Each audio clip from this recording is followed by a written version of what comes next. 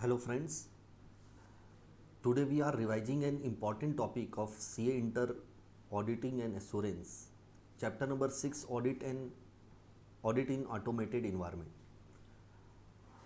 इस टॉपिक से एक डिस्क्रिप्टिव क्वेश्चन आपको हर एग्जाम में मिलेगा 4 मार्क्स का मिनिमम, और कुछ MCQ बेस या ऑब्जेक्टिव बेस क्वेश्चन मिल सकते हैं। तो ये एक बहुत छोटा सा और स्कोरिंग टॉपिक है, इसलिए इसको हमेशा आपको इम्पोर्टेंस देना चाहिए। एग्ज़ाम के दिन जब आपका एग्ज़ाम का रिवीजन रहेगा तो इस टॉपिक को सबसे पहले रिवाइज करेगा। इस टॉपिक को कैसे अपने को इस टॉपिक में अपने को कैसे स्ट्रांग होना है, तो ओवरऑल इस टॉपिक में अपने से इंस्टीट्यूट 12 टाइप के क्वेश्चन पूछ सकती है, 12 टाइप के। फर्स्ट क्वेश्चन आ सकता है meaning and nature of automated features of automated environment.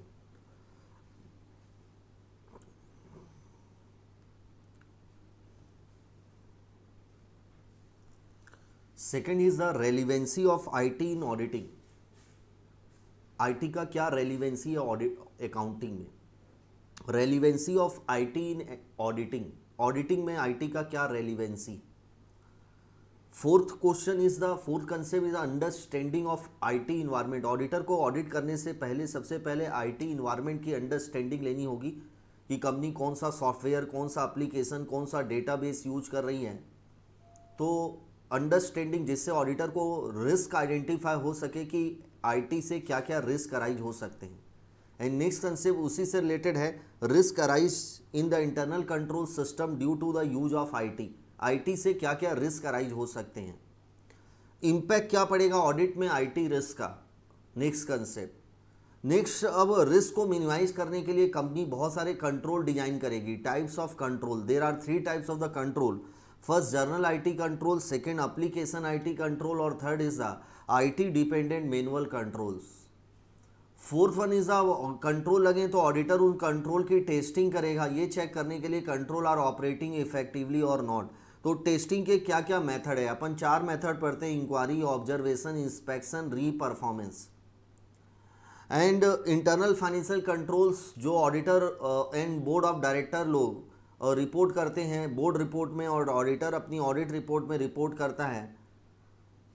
Data analytic का कंसेप्ट, दैट मीन्स इसको अपन कैट भी बोलते हैं, computer assisted audit technique. That means auditor का ये टूल्स है जिससे ऑडिटर बहुत सारी ऑडिटिंग टूल्स, इस टूल्स का यूज करके ऑडिटर बहुत सारे डेटा में एनालिसिस कर सकता है। बहुत सारे टर्म्स मीनिंग पढ़ेंगे वर्ड की, ग्लॉसरी, एंड एक दो ठो मिसलेनियस टॉपिक है, 1 2। तो ये ओवरऑल आपको 12 कंसेप्ट कवर करने हैं इस टॉपिक में, और मैंने हर टॉपिक का आपको न्यूमेनिक बना दिया है। तो आप एकदम इजी वे में हर टॉपिक को 3-4 बार अगर न्यूमेनिक आपने केवल कर लिया तो आप इस टॉपिक में स्ट्रॉन्ग होल्ड कर सकते हैं और फुल स्कोर कर सकते हैं एग्जाम में। तो सबसे पहले आते हैं, first concept is the meaning and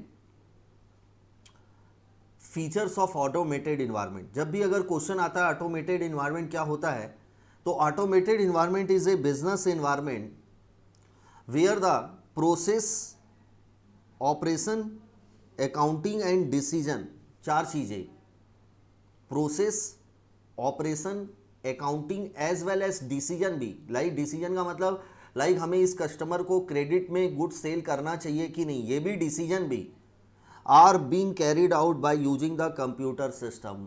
मतलब पूरा ऑपरेशन, पूरा बिजनेस, पूरा प्रोसेस, पूरे अकाउंटिंग और इवन डिसीजन मेकिंग भी सिस्टम के द्वारा किए जाते हैं, जिसको अपन इंफॉर्मेशन सिस्टम भी और आईटी सिस्टम भी बोलते हैं।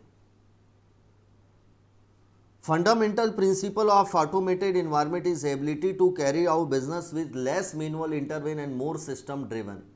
मतलब फंडामेंटल प्रिंसिपल है कि अगर ऑटोमेटेड इन्वायरमेंट में बिजनेस करना है तो उसमें आपको ह्यूमन इन्वॉल्वमेंट, ह्यूमन इंटरफियरेंस कम रहेगा, सिस्टम ड्रिवन यानी कि सिस्टम का ज़्यादा यूज किया जाएगा। And complexity of the business environment depend upon the level of automation. If the business environment is more automated, हर जगह सिस्टम यूज हो रहा है, तो बिजनेस को बहुत कॉम्प्लेक्स माना जाएगा, it is likely to be more complex. अब फीचर्स क्या है, इसके न्यूमेरिक पहले नोट कर लीजिएगा। इसका न्यूमेरिक आपको कीवर्ड याद रखना है, Faf du Plessis. South African cricketer था, बहुत फेमस, अभी भी है, फैफ डुप्लेसिस। एफ का मतलब है faster business operation.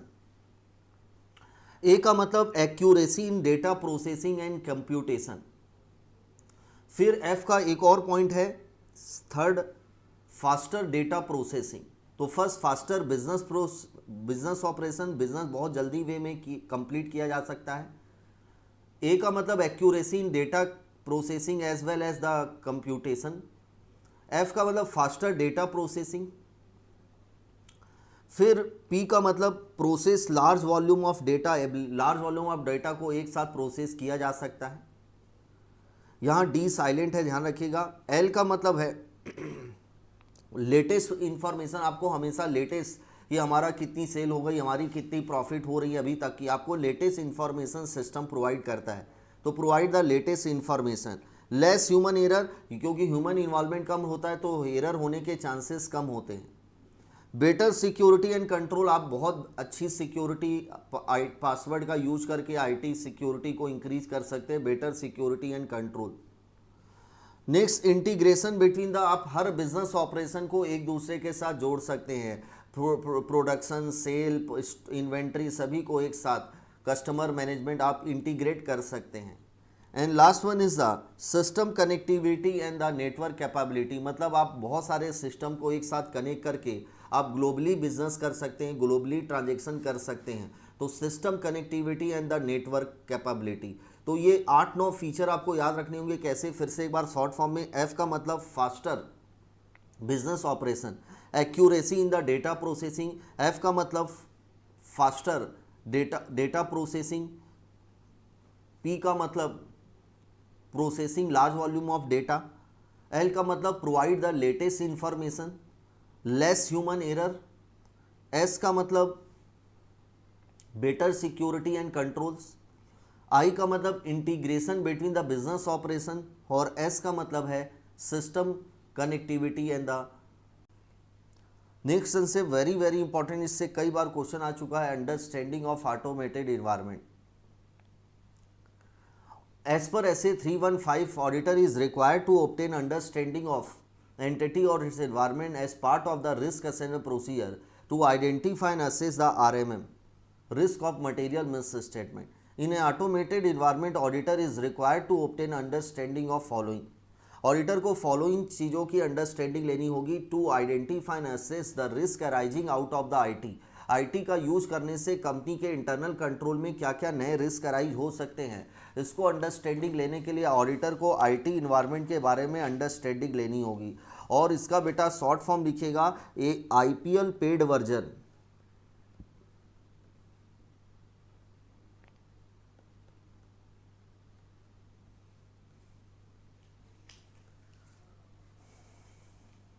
IPL paid version.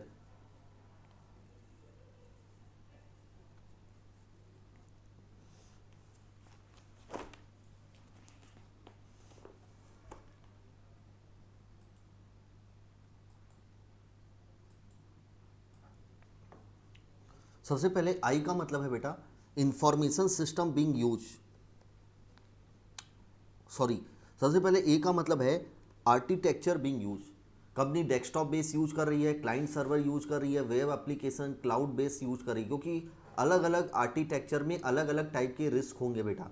तो ऑडिटर को अंडरस्टैंडिंग लेना होगा कि कंपनी कौन सा आर्किटेक्चर यूज कर रही है। डेस्कटॉप बेस है तो सेफ रहेगा बेटा, रिस्क कम रहेगा। क्लाइंट सर्वर है, रिस्क बढ़ते जाएगा। तो कौन सा आर्किटेक्चर यूज कर रही है। Second is the information system being use, company कौन सा एप्लीकेशन कौन सा प्रोग्राम यूज कर रही है, सैप यूज कर रही है, ERP यूज कर रही है। तो एप्लीकेशन और सिस्टम बीइंग यूज, आई का मतलब। पी का मतलब पर्पज क्या है बेटा, किस पर्पज के लिए कंपनी सॉफ्टवेयर, फाइनेंशियल मैटर के लिए, नॉन फाइनेंशियल मैटर लाइक केवल प्रोडक्शन को रिकॉर्ड करने के लिए कंपनी सॉफ्टवेयर यूज कर रही है, या पूरे डेटा एंट्री के लिए कंपनी यूज कर रही है। तो किस पर्पज के लिए यूज कर रही है, ऑडिटर को अंडरस्टैंडिंग लेना है। पी का मतलब पर्पज। एल का मतलब लोकेशन ऑफ IT सिस्टम, क्या लोकल है कि ग्लोबल है बेटा, लोकेशन क्या है IT सिस्टम का, कंपनी उसका यूज अक्रॉस द वर्ल्ड कर रही है कि केवल विद इन द इंडिया कर रही है। तो लोकल है कि वर्सेस ग्लोबल है, और लोकेशन क्या है IT सिस्टम का। नेक्स्ट पी का मतलब है बेटा की पर्सन। कंपनी के आईटी की पर्सन कौन है? Chief information officer, chief information security officer, database administrator. क्या ये क्वालिफाइड कॉम्पिटेंट पर्सन है कि नहीं है? की पर्सन के बारे में अंडरस्टैंडिंग लेना।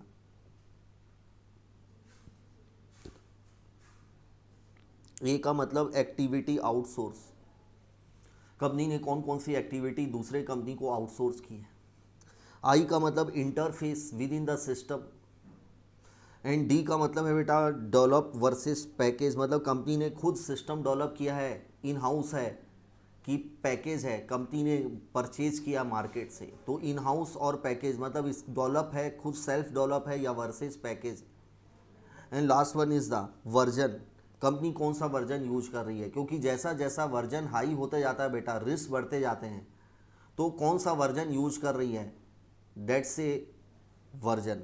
तो आईपीएल पेड वर्जन से आपको याद रखना है, ए का मतलब architecture Bing use, information system Bing use, purpose किस पर्पज के लिए, लोकेशन हो गया। पी का मतलब पर्सन, की पर्सन कौन है। ए का मतलब आउटसोर्स एक्टिविटी, आई का इंटरफेस, डी का मतलब है डेवलप है वर्सेस पैकेज है, एंड वर्जन का मतलब कंपनी कौन सा वर्जन यूज कर रही है, that's a understanding of IT and it's environment. अब हमको रिस्क पता चलेगा आईटी का यूज करने से एंटिटी को क्या क्या नए रिस्क अराइज हो सकते हैं to the internal control system. तो इसका शॉर्ट फॉर्म है बेटा फेल टू ईडी।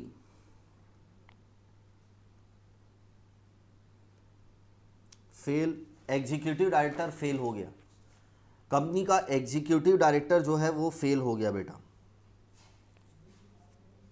डी भी 2 बार।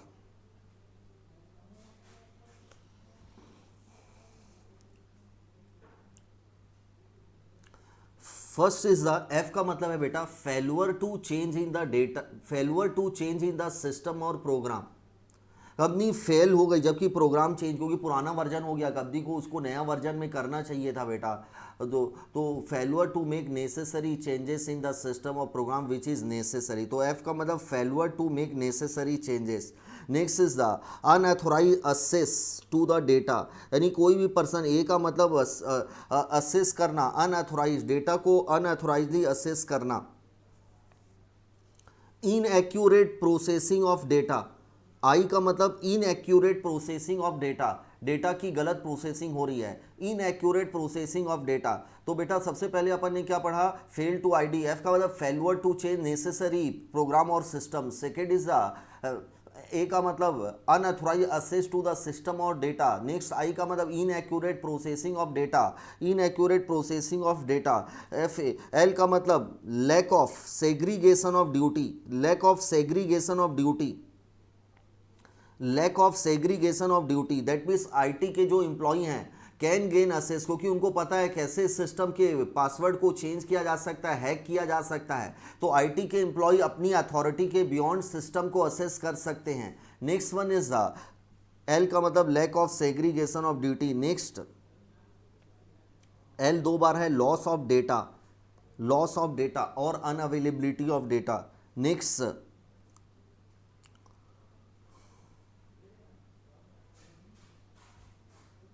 ई का मतलब बेटा एल अपना हो गया, ई का मतलब एक्सेसिव असेस और privilege assess.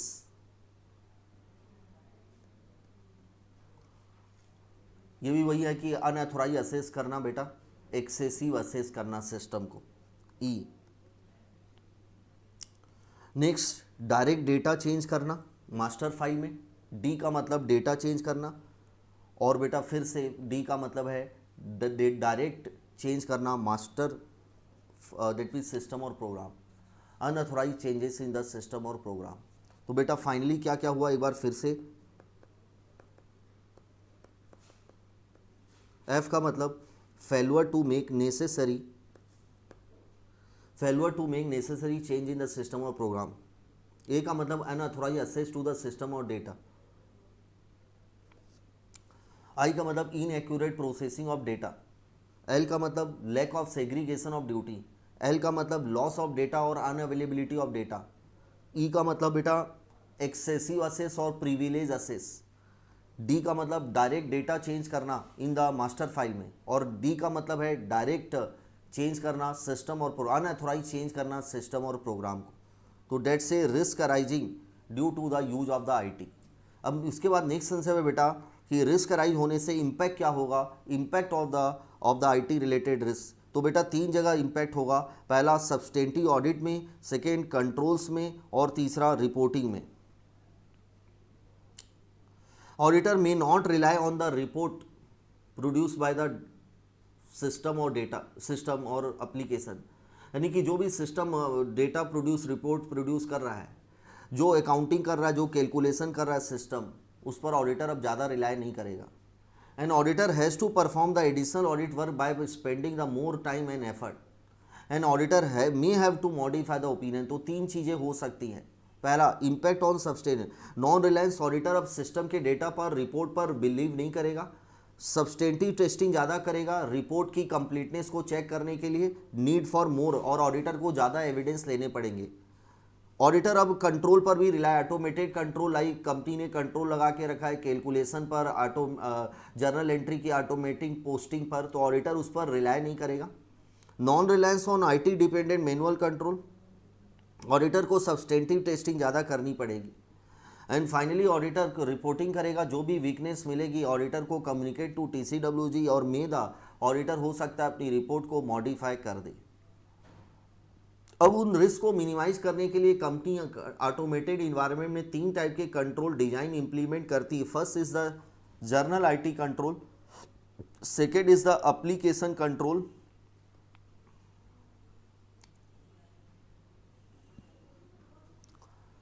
And third one is the IT dependent manual control. तो बेटा तीन टाइप के कंट्रोल होंगे, journal IT control, application IT control and IT dependent manual control.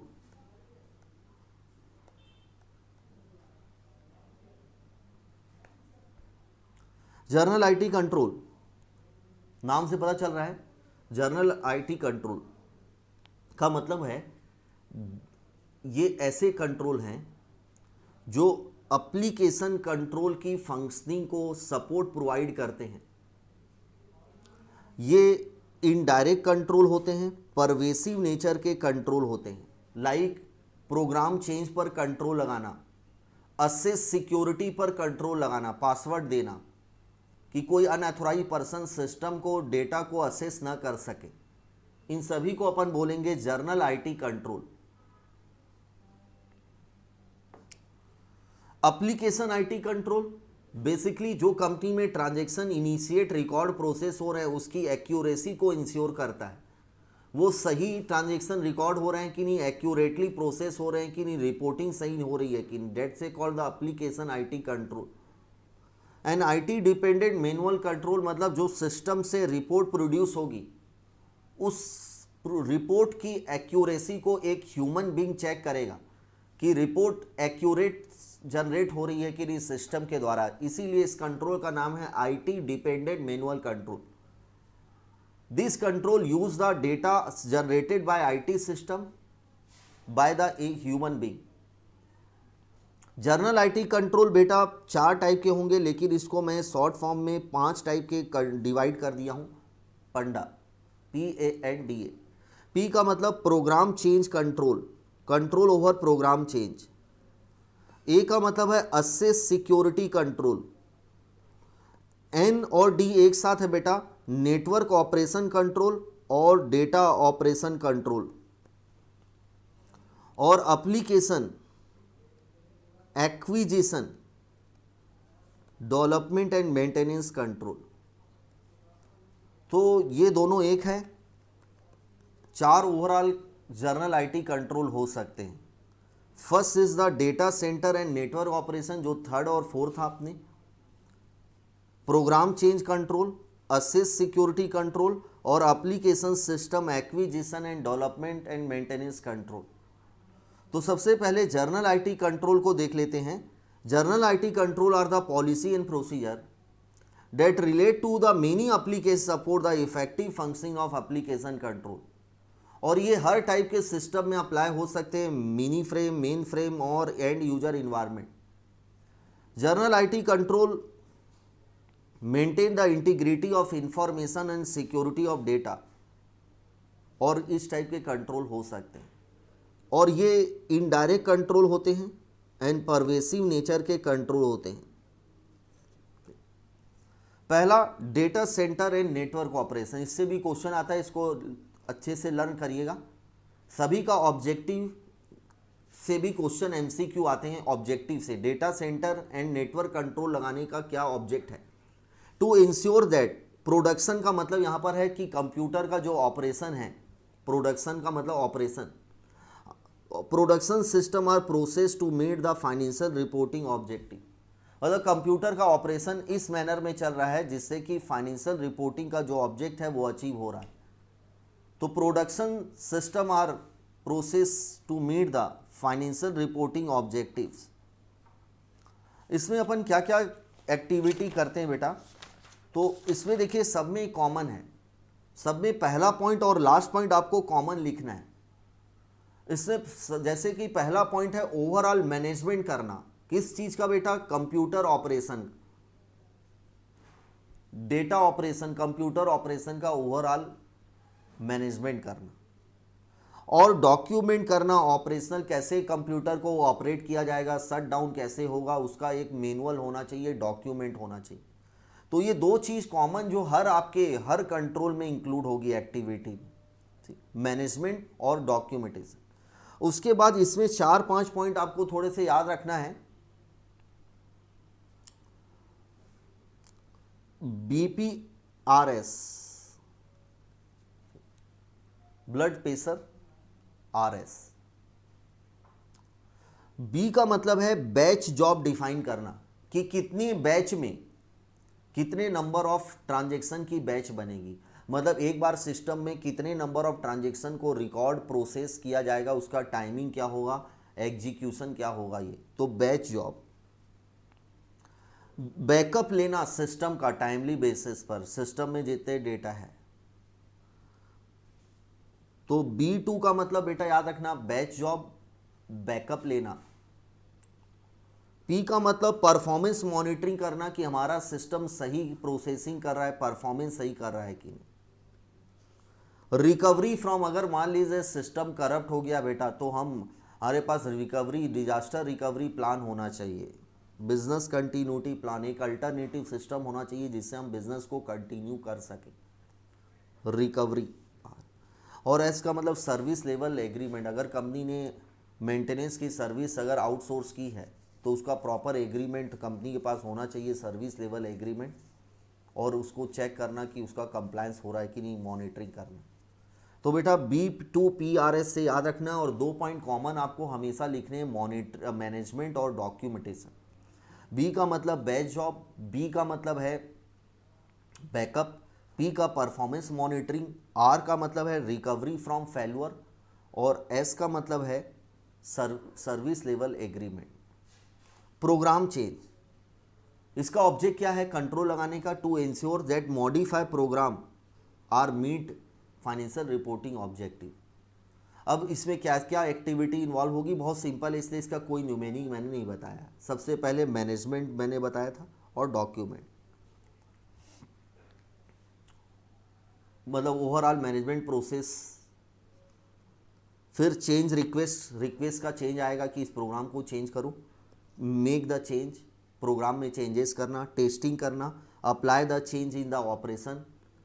Emergency और माइनर चेंज कब किया जा सकता है? यूजर ट्रेनिंग, चेंज प्रोग्राम के बारे में ट्रेनिंग देना, ट्रेनिंग के मैनुअल बनाना। तो बहुत सिंपल सा है बेटा। ओवरऑल प्रोग्राम चेंज का मैनेजमेंट की एक्टिविटी हो गई। चेंज रिक्वेस्ट आएगा, make the change, test the change, apply the change in the production. Emergency या माइनर चेंजेस कब किया जा सकता है? और last user training. Next assess security, to ensure that access to the program and data is authenticated, authorized to meet the finance। तो कोई भी पर्सन जो प्रोग्राम को असेस कर रहा है और जो भी डेटा है वो ऑथेंटिकेट, अथोराइज है to meet the financial reporting. यहाँ पर भी पहला मैनेजमेंट, सिक्योरिटी मैनेजमेंट अलग से होनी चाहिए, सिक्योरिटी की पॉलिसी, कहाँ कहाँ सिक्योरिटी होनी चाहिए, एप्लीकेशन में, डेटा सिक्योरिटी, ऑपरेटिंग सिस्टम में security, network security, physical security and system administration and privilege account. तो बेटा सबसे पहले ओवरऑल मैनेजमेंट सिक्योरिटी का किसके पास होगा वो डिफाइन होना चाहिए, फिर सिक्योरिटी पॉलिसी होनी चाहिए, एप्लीकेशन में सिक्योरिटी, डेटा में सिक्योरिटी, नेटवर्क में सिक्योरिटी, ऑपरेटिंग सिस्टम में security, physical security and system administrator and privilege account. Next one is the application system acquisition के बारे में क्या क्या ऑब्जेक्ट होंगे। तो टू इंश्योर दैट सिस्टम जो डेवलप किया गया, कॉन्फ़िगरेशन किया गया, इम्प्लीमेंट किया गया है टू मीट द फाइनेंशियल, मतलब जो भी कंपनी सिस्टम को डेवलप की है, एक्वायर की है, उसको उसमें जो कॉन्फ़िगरेशन लगे हैं वो फाइनेंशियल रिपोर्टिंग ऑब्जेक्टिव को अचीव कर रहे हैं कि यहाँ पर भी ओवरऑल मैनेजमेंट और डॉक्यूमेंट कॉमन चीज़ है। सबसे पहले कोई भी अगर हमको नया सिस्टम डेवलप करना है, एप्लीकेशन डेवलप करना है, प्रोजेक्ट इनिशिएशन होगा, एनालिसिस और डिज़ाइन किया जाएगा, बनाया जाएगा, टेस्टिंग की जाएगी, उसकी क्वालिटी को चेक किया जाएगा, फिर पुराने सिस्टम से डेटा को नए सिस्टम में लाया जाएगा, डेटा कन्वर्जन और गो लाइव, और फिर हम प्रोजेक्ट को लाइव कंटिन्यू ऑपरेट करेंगे। एप्लीकेशन कंट्रोल क्या होते हैं बेटा, ये मैनुअल और ऑटोमेटेड दोनों कंट्रोल हो सकते हैं, मैनुअली भी लगाए जा सकते हैं और ऑटोमेटेड भी होते हैं। ये हर बिजनेस प्रोसेस लेवल पर अप्लाई होते, प्रोसेसिंग करते समय अप्लाई होते हैं ट्रांजेक्शन की। ये प्रिवेंटिव भी हो सकते हैं, डिटेक्टिव भी हो सकते हैं। प्रिवेंटिव मतलब रोकना गलतियों को, डिटेक्टिव मतलब गलतियों को डिटेक्ट करना, and maintain the integrity of accounting record. Application control relate to procedure used to initiate, record, process and report the transaction. Those control help ensure that transaction जितने भी occur हुए are authorized, complete and accurately recorded and processed. तो ये control एक assurance देते हैं कि जितने भी ट्रांजेक्शन हुए हैं वो अथोराइज है, वो एक्यूरेटली प्रोसेस हुए हैं, कंप्लीटली रिकॉर्ड हुए हैं, उसके बारे में एश्योरेंस देता है। इसके एग्जांपल बेटा याद रखना, एक न्यूमेनिक, इसका भी एम यूजर, एम का मतलब है माइक्रोसॉफ्ट यूजर बेटा, एम का मतलब है मैंडेटरी डेटा फील्ड चेकिंग करना। कोई भी एप्लीकेशन फॉर्म अगर होता है तो एक मैंडेटरी फील्ड होता है बेटा, जिसमें जब तक आप इंफॉर्मेशन नहीं दोगे वो फॉर्म आगे कंटिन्यू प्रोसेस नहीं होगा। Second is a user limit check, user limit check.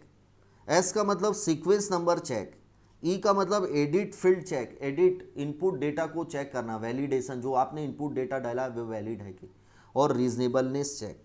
तो एम का मतलब मैंडेटरी डेटा फील्ड, यू का मतलब user limit, sequence number, edit field और वैलिडेशन ऑफ इनपुट डेटा, और आर का मतलब रीजनेबलनेस चेक।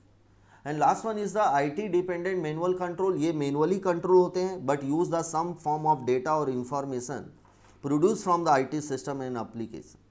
दो the control perform, basically control manually human being के द्वारा अप्लाई होते हैं बट इसकी डिजाइन और इफेक्टिवनेस डिपेंड करती है reliability of the source data. अब बेटा कंट्रोल लग गए हैं, अब कंट्रोल को हमको टेस्टिंग करना होगा कि कंट्रोल वाकई में ऑपरेटिंग। तो टेस्टिंग करने के चार मेथड जो मैंने आपको बताया था, इंक्वायरी, ऑब्जर्वेशन, इंस्पेक्शन और री परफॉर्मेंस। कौन सी टेस्टिंग मेथड का यूज करूं, किस कॉम्बिनेशन का यूज करूं, ये मेरा प्रोफेशनल ऑडिटर का प्रोफेशनल जजमेंट होगा। डिपेंड करता है बहुत सारे फैक्टर पर कि कंपनी में कितना रिस्क है, कंपनी का कंट्रोल इन्वायरमेंट कितना है, ऑडिटर को कितना डिजायर लेवल ऑफ एविडेंस चाहिए, एक्सपेक्टेड एरर होने के चांसेस कितना है, कंपनी का बिजनेस कितना कॉम्प्लेक्स। तो इन सभी फैक्टर के बेसिस पर ऑडिटर डिसाइड करेगा कि कौन सा टेस्टिंग मेथड और किस कॉम्बिनेशन से यूज करूं। इंक्वायरी बहुत इजी एफिशिएंट होता है but give the least, come audit evidence मिलता है। देयरफॉर ऑडिटर केवल इंक्वायरी का यूज करके ओपिनियन नहीं दे सकता, ऑडिटर को इंक्वायरी के साथ वन और मोर एक और मेथड यूज करना चाहिए। Inquiry alone is not sufficient. Reperformance more effective होता है बट बेस्ड ऑडिट एविडेंस होता है but very time consuming, therefore less efficient most of the time. इसलिए ऑडिटर को इंक्वायरी के साथ इंस्पेक्शन कर लेना चाहिए मोर इफेक्टिव और मोर एफिशिएंट ऑडिट एविडेंस लेने के लिए। तो ये अपना टेस्टिंग मेथड कंप्लीट हो गया। Next question number 10, internal financial controls, जो आप ऑलरेडी कंपनी लॉ में और कंपनी ऑडिट में भी ये दोनों चीज़ें करते हैं, और अपन चैप्टर नंबर 4 में भी ये चीज़ कवर करते हैं, internal financial control. Basically internal financial control are the policy and procedure adopted by the company to ensure that कि कंपनी के बिजनेस फॉलोइंग ऑब्जेक्ट को अचीव करने में, जिसका शॉर्ट फॉर्म था SECR। एस का मतलब है सेफगार्डिंग ऑफ एसेट। ई का मतलब efficiency and effectiveness of company business, orderly and efficient conduct of business including adherence of company policies. C का मतलब है completeness of and accuracy of accounting record. R का मतलब है reliable timely preparation of reliable financial information. और last है prevention and detection of fraud and error. तो बेटा इंटरनल फाइनेंशियल कंट्रोल लगाने के 5 ऑब्जेक्ट होते हैं। पहला ऑब्जेक्ट इज सेफगार्डिंग, हमारी एसेट सेफगार्ड रहे। दूसरा efficient and the orderly conduct of business, completeness of accounting record, accuracy and completeness, reliability of the financial information, timely preparation and last one is the prevention and detection of fraud and error. 134 में listed कंपनियों के director responsibility statement में director लोग एक statement देते हैं कि company ने इंटरनल फाइनेंशियल कंट्रोल की पॉलिसी लेट डाउन की है और वो कंट्रोल एडवोकेट है, ऑपरेटिंग इफेक्टिवली है। 143 ऑडिटर अपनी ऑडिट रिपोर्ट में रिपोर्ट करता है कि कंपनी के यहाँ internal financial control with respect to financial statement in place है और ऑपरेटिंग इफेक्टिवली है। बट ये कुछ कंपनियों में रिपोर्ट नहीं होता। 1% small company and company having the turnover of less than 50 crore and borrowing from bank, financial institution और other body corporate is less than 25 crore. Audit committee को राइट है कि वो इंटरनल कंट्रोल के बारे में एडवोकेसी कंट्रोल कमेंट मंगा सकती है इंटरनल ऑडिटर, स्टैट्यूटरी ऑडिटर से। शेड्यूल 4 जो है वो इंडिपेंडेंट डायरेक्टर के बारे में, जिसमें इंडिपेंडेंट डायरेक्टर की ड्यूटी दी गई है कि उसको इंश्योर करना है कि कंपनी का फाइनेंशियल कंट्रोल सिस्टम और रिस्क मैनेजमेंट रोबूस्ट स्ट्रांग है कि नहीं, डिफेंसिबल है कि नहीं। तो risk management system and the financial control जो है रोबूस्ट है कि नहीं, डिफेंसिबल है कि नहीं। रूल 8 सब रूल 5 सब क्लॉज 8 बोलता है director report should contain detail in respect of advocacy of internal financial control with respect to financial reporting. तो ये हो गया आपका internal financial control. Next concept जो लगभग अपन बोल सकते हैं एकदम एंड में है, डेटा एनालिटिक के बारे में। डेटा एनालिटिक बेसिकली एक एनालिटिकल प्रोसेस होती है जिसमें मीनिंगफुल इंफॉर्मेशन को ऑडिटर जनरेट प्रिपेयर करता है from using the raw system of data by using the process tools and technique. यानी मीनिंगफुल इंफॉर्मेशन जनरेट करना by using the raw system of raw data से, by using the tools, techniques and procedures. इन automated environment में बहुत सारी internal insight अंदर की गहराई की इंफॉर्मेशन अपन इनसाइट इंफॉर्मेशन एक्सट्रैक्ट कर सकते हैं from operation, financial and other form of electronic data both internal और एक्सटर्नल टू ऑर्गेनाइजेशन। जो डेटा हम एक्सट्रैक्ट करते हैं वो यूजफुल होता है MIS रिपोर्ट मैनेजमेंट के लिए, मैनेजमेंट को रिपोर्ट देने के लिए। जो डेटा एनालिटिक टेक्निक होती है उसे अपन कैट भी बोलते हैं, computer assisted audit technique. Data analytic के एग्जाम्पल हो गए like spreadsheet, like MS Excel बेटा, और स्पेशलाइज बहुत सारे ऑडिट टूल भी बनाए गए हैं लाइक आइडिया हो गया, ACL ऑडिट कमांड लैंग्वेज। ये सभी स्पेशलाइज ऑडिट टूल है। इन सभी का use as a data analytic के रूप में एनालिसिस करने में किया जाता है। अब इसका यूज वेरी वेरी इंपॉर्टेंट है कि डेटा एनालिटिक का यूज कहाँ कहाँ किया जाता है। इसका भी एक न्यूमेनिक याद रखिएगा, C2 कार, सब में 2 बार लगेगा, C2 A2 R2 car. C का मतलब है चेक करना, कंप्लीटनेस ऑफ डेटा, और C का सेकेंड मन है इवैल्यूएशन ऑफ की कंट्रोल कितना डेफिशिएंसी है। A का मतलब है ऑडिट सैंपल सेलेक्ट करने में, अगर हम रैंडम सैंपलिंग का यूज कर रहे हैं। और A का मतलब एनालिसिस ऑफ जर्नल एंट्री में। और बेटा R का मतलब है रिकम्प्यूटेशन करने में बैलेंसेस को, और री performance of mathematical calculation like depreciation, bank interest. तो C2 A2 R2 याद रखिएगा। C का मतलब है बेटा कंप्लीटनेस ऑफ डेटा को चेक करने के लिए, C का मतलब कंट्रोल डेफिशिएंसी को इवैल्यूएट करने के लिए, A का मतलब एनालिसिस करना फ्रॉड रिस्क की, A का मतलब है कि ऑडिट सैंपल सेलेक्ट करने के लिए, R का मतलब रिकम्प्यूटेशन और एक लास्ट कंसेप्ट आता है कि अगर ऑडिटर को जो IT कंट्रोल में कमी मिलती है तो ऑडिटर क्या करता है, पहले वीकनेस आइडेंटिफाई करता है, वीकनेस के बाद उसका इम्पैक्ट देखता है कि ऑडिट में क्या इम्पैक्ट पड़ा, और फिर रिपोर्टिंग करता है उस वीकनेस की मैनेजमेंट को थ्रू मैनेजमेंट लेटर, और सिग्निफिकेंट डेफिशिएंसी को TCWG को कम्युनिकेट करता है बेटा। तो 4 चीज़ है, सबसे पहले वीकनेस आइडेंटिफाई करना, उसका इम्पैक्ट देखना ऑडिट में, तीसरा रिपोर्टिंग करना मैनेजमेंट को थ्रू मैनेजमेंट लेटर, और अगर उसमें से सिग्निफिकेंट डेफिशिएंसी है तो TCWG को कम्युनिकेट करना।